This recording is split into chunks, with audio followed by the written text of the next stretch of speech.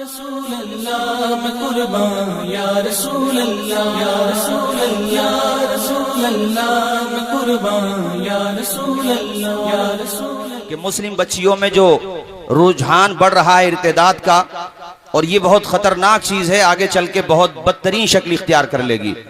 لہٰذا اپنی بچیوں کو اچھی تربیت دو، ان پہ نظر رکھو، وہ غلط راستے پہ نہ جائیں۔ یہ بھی بڑا عجیب ظلم ہے کہ ایک طرف سے ہوتا ہے تو اس کو گھر واپسی کا نام دیا جاتا ہے، اور دوسری طرف سے ہوتا ہے تو اس کو لو جہاد کا نام دیا جاتا ہے۔ ہم شاشن اور پرشاسن سے بہت محبت کے ساتھ ریکویسٹ کرتے ہیں کہ قانون سب کے لیے برابر ہونا چاہیے، لیکن ہماری اور آپ کی ذمہ داری بھی ہے کہ اپنی بچیوں کو وقت ہونے پر شادی کر دیں، ان کی شادی کے حوالے سے تاخیر نہ کریں۔ ایسے ہی جو بچیاں ہماری شادی ہونے کے بعد 30 35 یا 40 سال کی ایج میں جو شادی کی عمر ہے ابھی ودوا ہو جاتی ہیں، تو بعد میں سماج ان کو منحوس سمجھتا ہے اور ان کے گھر رشتے تک نہیں آتے۔ یہ غلط رسم ہے بھائی، اس کو ختم کرو۔ اگر کوئی بہن ہماری ودوا ہو گئی ہے تو کیا آپ سماج اس کو قبول نہیں کرے گا؟ آخر اس کا گناہ کیا ہے؟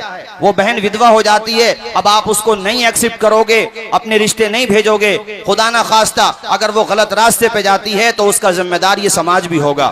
ہماری بہنوں کی عمریں بڑھتی چلی جا رہی ہیں اور وہ عمریں کراس کر رہی ہیں، رشتے نہیں آ رہے غربت کی وجہ سے یا آپ لوگوں کی قارون جیسی ڈیمانڈ کی وجہ سے۔ لہٰذا دیکھو، اس چیز کو سمجھو آپ لوگ۔ اسی طریقے سے میں یہ آپ سے گزارش کروں گا کہ جو عورتیں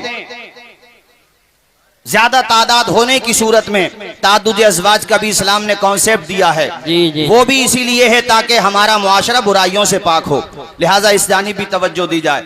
نمبر 3 میں ایک بات اور کہنا چاہتا ہوں، علماء کرام کو چاہیے، ہاں، تعدد ازواج کے حوالے سے یہ میں اس لیے کہہ رہا ہوں آپ لوگوں سے کہ نا علماء کرام بھی بالکل یقیناً آپ نے صحیح کہا، یہ سبھی کو توجہ دینا چاہیے۔ یہ میں نے اس لیے کہا کہ جو بہنیں ہماری ودوا ہو جاتی ہیں، اسلام نے پاکی کے راستے دیے ہیں۔ اسلام امن کی بات کرتا ہے، پاکیزگی طہارت کی بات کرتا ہے۔ اسلام میں کسی بھی صورت میں حرام کاری جائز نہیں ہے، لہٰذا اسلام نے وہ راستے ہی بند کر دیے جو انسان کو برائی کی طرف لے جائیں۔ تو تیسری بات، علماء کرام کو چاہیے، ائمہ کرام کو، کہ وہ جمعے کے خطبات عناوین کے تحت دیں۔ اس سلسلے میں ہماری ایک تنظیم روشن مستقبل، ہم ہر جمعے کو الحمدللہ بھارت کے مجے ہوئے ذی استعداد علماء کے ذریعے لکھائے گئے خطبات کو پیش کرتے ہیں، اور اس کے لیے باضابطہ ٹیلی گرام اور واٹس ایپ پہ ہمارے گروپ بنے ہوئے ہیں۔ ائمہ کرام رابطہ کریں اور ان خطبات سے فائدہ اٹھائیں تاکہ جمعے کے خطبات کے ذریعے سے پبلک کے ذہنوں کی تطہیر ہو جائے اور ایک پیغام ان تک جائے۔ ہمارے خطبات عناوین کے تحت ہو جائیں تو یہ بہت بڑا کام ہو جائے گا۔ ایک بات اور میں آخر میں کہہ دوں، درس نظامی میں برائے مطالعہ جس طرح سے المعتقد المنتقد کو شامل کیا گیا ہے، ایسے یہ وقت کی ضرورت ہے، جیسے کہ حضرت علامہ مفتی سلیم نوری صاحب قبلہ حفظہ اللہ نے اپنی گفتگو کے دوران ذکر کیا تھا۔ اب یہ وقت آ گیا ہے کہ اپنے نصاب میں مطلع القمرین کو شامل کیا جائے۔ اسی طریقے سے سراج الہند علامہ شاہ عبدالعزیز کی تحفہ اثنا عشریہ کو بھی شامل کیا جائے۔ ایسے ہی مجدد الفسانی جو اپنے عہد کے نابغہ روزگار اور کتنے بڑے عالم ربانی تھے، جنہوں نے اکبری الحاد کے تابوت میں کیل ٹھوک دی اور جن کی علم و عرفان کے سامنے بڑے بڑے درباری صوفیوں اور بڑے بڑے نام نہاد مولویوں کا ناطقہ بند ہو گیا۔